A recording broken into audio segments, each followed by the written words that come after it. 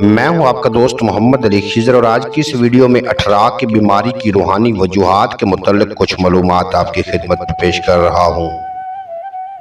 ख़वातीन के लिए अठराक का मर्ज एक नहायत तकलीफ दे और परेशान कुन होता है। इसमें बाज़ औक़ात बच्चे पेट में मर जाते हैं और बाज़ दफ़ा चौथे या पांचवें महीने में हमल साक़ित हो जाता है। यूं भी होता है कि बच्चा पैदा होने के बाद चौथे या छठे महीने तक फौत हो जाता है।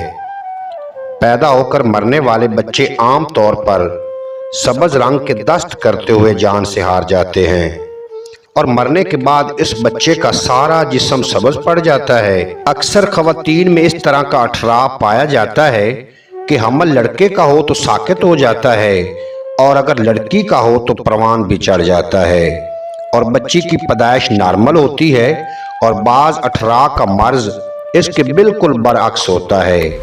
यूं भी होता है कि बच्चा पैदा तो हो जाता है लेकिन बच्चा ज़्यादातर बीमार होता है और वज़न कम होता है और तरह तरह के दस्त लगे रहते हैं और जिस्म में हरारत रहती है।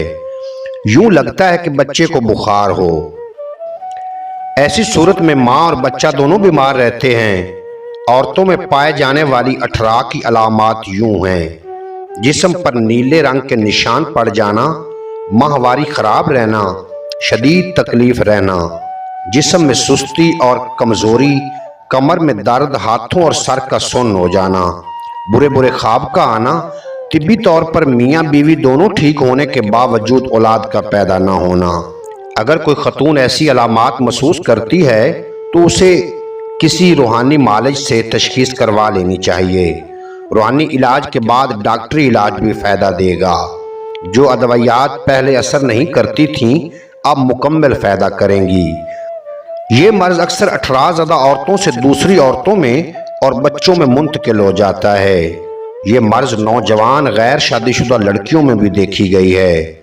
इनकी चंद अलामात ये हैं: माहवारी का ख़राब रहना, कमर में दर्द रहना, कोहलों में दर्द रहना, जिस्म में थकावट और सुस्ती, सर और हाथों का सुन्न होना, सर पर वज़न महसूस होना। ये मर्ज़ शादी के बाद कई दफ़ा बेऔलादी का सबब बन जाता है। कहते हैं कि 18 किस्म का होता है, अल्लाह बेहतर जानता है।